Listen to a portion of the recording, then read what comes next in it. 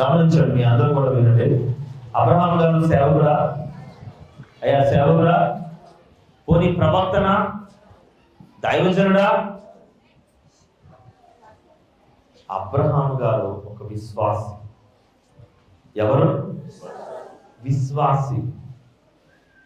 అబ్రహాముని జన్మించేటప్పుడు మళ్ళొక మాట చెప్తున్నాను, తల్లి గర్భంలోనే నేను నిన్ను చూసి ఉన్నాను అని దేవుడు ఏమన్నా ముందే చెప్పాడా? నువ్వు నా కోసమే పుట్టావు, నిన్ను నేను ప్రవక్తగా మారుస్తున్నాను అని ఏమన్నా చేశాడా? లేదు. మోషే గారిని ఎలా జన్మింపజేశాడు తల్లి గర్భంలో. కానీ అబ్రహాం అలా కాదు.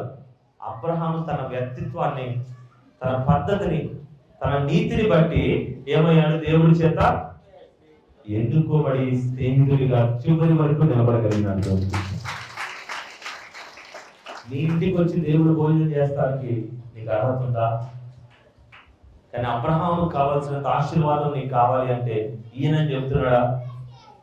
అబ్రహాము కన్న పిల్లాడా? దేవుడికి పెంచుకున్న పిల్లాడు. ఏం పిల్లాడు? అతని యొక్క నడవడికను చూసి దేవుడు ఏం చేశాడు అతన్ని?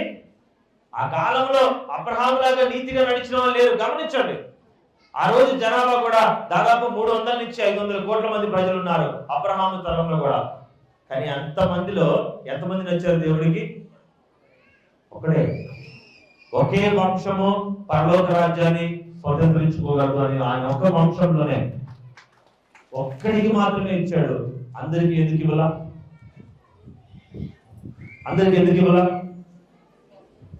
నువ్వు అంటా ఉంటావు, అన్నా నాకు ఇవ్వాలా, నాకు ఇవ్వాలా, నాకు ఇవ్వాలా. నువ్వు ఇస్తే ఎలా ఉంటావో, ఇచ్చాక వెంటనే నువ్వు ఎలా చూస్తా ఉంటావో, ఎలా చేస్తా ఉంటావో ఎవరికి తెలుసు? చూపిస్తా ఉంటావు. వెంటనే నీ చూడం నాకు కనబడకపోవచ్చు, నీ ఎదురుగా ఉన్న మనిషిని నాకు కనబడకపోవచ్చు. నీకు జరిగిన మేలుకి నువ్వేం చేస్తా ఉంటావు అంటే నీ చుట్టూ ఉన్న ప్రపంచంలో ఇంకా చూసి ఇంకా నాకు అది లేదు, ఇంకా నాకు ఇది లేదు అని అంటావు. కానీ నీకు ఇచ్చిన దాన్ని గుర్తించగలిగిన వాళ్ళు ఎవరైనా ఉన్నారా? నాకు ఇచ్చిన దాన్ని, నేను నాకు కలిగిన ఈ యొక్క ఆనందాన్ని బట్టి నేను సంతోషపడుతున్నాను ఎంతమంది ఉన్నారు? ఈ సంవత్సర కాలంలో ఈ యొక్క మందిరంలో నాకు దేవుడు చేసిన మేలును బట్టి నేను ఆనందపడుతున్నాను.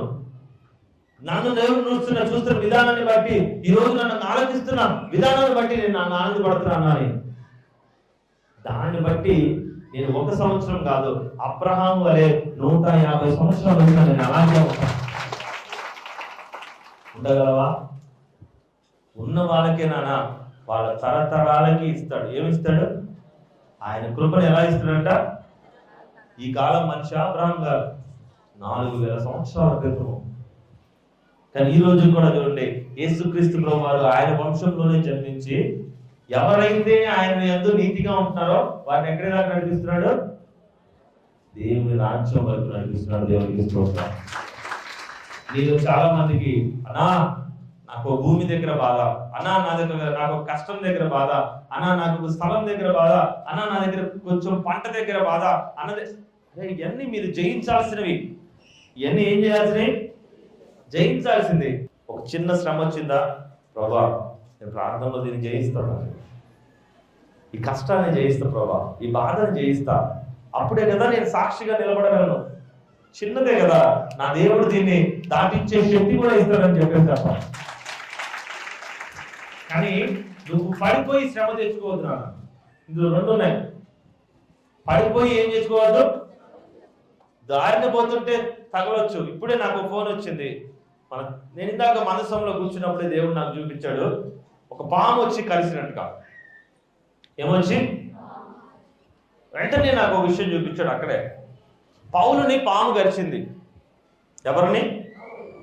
ఆయన రోమాలోకి వెళ్ళి ఆయన చివరి సాక్ష్యం చెప్పి చనిపోవాలనేది దేవుడి నియమం. అయితే పౌలుని పాము గరుస్తుంది. అయితే ఇతను ఎంత పాపం చేసి ఉన్నాడో, ఎవరిని కరవని పాము ఈయన దగ్గరికి వచ్చి కలిసింది అంటే అప్పటికే ప్రమాదకరమైన ప్రయాణంలో బయటపడతాడు. పడవ మునిగిపోతే ఇతను అందరూ బయటపడతారు. కానీ దేవుడు ఒకటే చెప్తా ఉంటాడు, నువ్వు నా సాక్ష్యం చెప్పే వరకు నువ్వు చనిపోవు. రోమాలో చక్రవర్తి దగ్గర సాక్ష్యం చెప్పాలి. ఆయన అంటాడు, ఈ పాము ఇక్కడ కలిసినప్పుడు ఈ పాముకు నేను చనిపోను, ఈ విషయానికి నన్ను చనిపోను.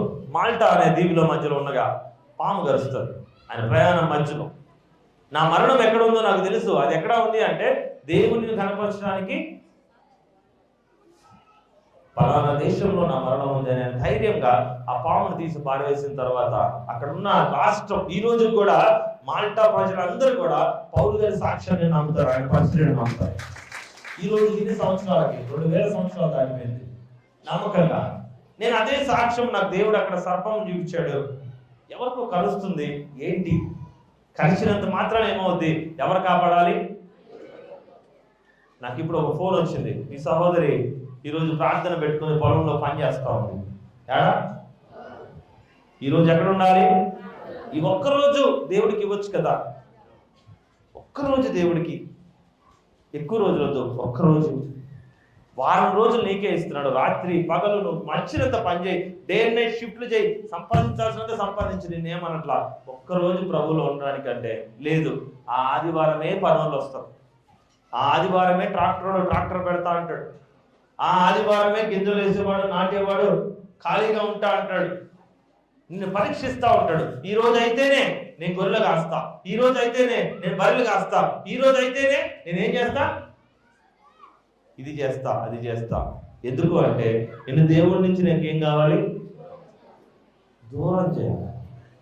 ఈ రోజే పొలం పనికి వెళ్తే ఈ రోజే పాము రక్తపింజలు కలిసింది, ఏం చేసింది? దానిపైన అది. మళ్ళీ ఇప్పుడు ఇదే సంఘం నుంచి ప్రార్థన అడుగుతా ఉందామా, ప్రార్థన చేయండి, కాపాడాలి, నాకు ఎక్కడ హాస్పిటల్లో చేర్చుకొని అంటున్నారు, ఏం లేదని. మంచి విశ్వాసే, సంవత్సరాల కొద్దీ నడుస్తున్న విశ్వాసే, కానీ ఎందుకు కల్పించుకోవాలి? ఈ ఒక్కరోజు దేవుణ్ణిలో ఉంటే నిన్ను కొట్టిద్ది ఎవరు? నేను చెప్పేది అబద్ధం అనుకుంటారా? తమ్ముడు అడగని చెప్తారు. సాల్మన్ మొబైల్ తెచ్చి ఇచ్చాడు. ఇల్లందు దగ్గర ఒక ప్రాంతంలో ఊరు. సేవకునికి ఇక్కడ ప్రార్థన గురించి భయపడాలా, అక్కడ విశ్వాసి గురించి బాధపడాలా? ఇక్కడ ఉన్న వాళ్ళ గురించి నేను ప్రయాసపడాలా, అక్కడ చావు బతుకులో ఉన్న విశ్వాసి గురించి ప్రయాసపడాలా? నేను ఇప్పుడు ఇక్కడ ఏంటి, తండ్రి దగ్గర పిల్లలు ఉంటే నేను భయపడాల్సిన అవసరము, పిల్లలు ఎక్కడో ఆడినారు కాబట్టి కదా ఇప్పుడు భయం. నాకు నా ఆలోచన అంతా ఇక్కడ కాకుండా ఎక్కడుంది ఇప్పుడు? అవసరమా నాకు ఈ బాధ? అదే ఆదివారం దేవుడికి ఇచ్చుంటే ఎంత బాగుండేది. ఇప్పుడు పడతా ఉంది, చూద్దాం. ప్రార్థన చేస్తున్నా, నేను బ్రతికిస్తాను అని ప్రభు వాగ్దానం ఇచ్చిందాక కష్టపడి మీరు వెళ్ళిపోయిన తర్వాత కూడా మళ్ళీ ప్రార్థన చేయాలి. నేను వెళ్ళి ప్రార్థన చేసుకొని రావాలి, మళ్ళీ రక్షించుకోవడానికి ప్రయత్నం చేయాలి. ఒకసారి గమనించండి ప్రియమైన సోదరులారా, మీరు అనుకుంటా ఉంటారు అన్నయ్య ఎందుకో ఖండితంగా రూల్స్ చెప్తాడు, ఏ పాస్టర్ గారు చెప్పరు, ఈ పాస్టర్ గారు గట్టిగా దేవుళ్ళు ఉండమని చెప్తాడు, ఏ పాస్టర్ గారు చెప్పరు ఖచ్చితంగా మందిరానికి రమ్మని చెప్తాడు, ఏ పాస్టర్ గారు చెప్పరు చెడ్డ అలవాట్లు చెడ్డ పనులు కొంచెం బంద్ చేయమని చెప్తాడు. ఎందుకు అంటే ఈ పాస్టర్ గారికి మాత్రమే తెలుసు ప్రాణం విలువ. ప్రాణం విలువ ఎవరికి తెలుసు? ఈ పాస్టర్ గారికి మాత్రమే తెలుసు. అర్థమవుతుందా? మీ అందరూ సంపాదించే లక్షలన్నీ కోట్లన్నీ పోయినా వస్తాయి, కానీ పోతే తిరిగినానికి ఒకే ఒకటి, ఏంటది? ప్రాణం. అది నా ఒక్కడికే తెలుసు. నిజంగా మీరు దయచేసి దాంతో ఆటలాడకండి. దేవుడు నీకు ఇచ్చే అతిపెద్ద బహుమానము ప్రాణం. ఏంటది? ప్రాణం. 100 కోట్లు ఇచ్చి 100 నిమిషాలు కూడా ఆయుష్ చేయకపోతే ఆ జీవితము వ్యర్థం. మిగతా వాళ్ళకి నీకు పోలికొద్దు, వారికి ఎంత కలిగినను వారు సంతోషంగా లేరు. నేను నీకు సాక్ష్యం చూపిస్తున్నా. తల్లిగారిని ఒకసారి పిలిస్తే అమ్మా రామ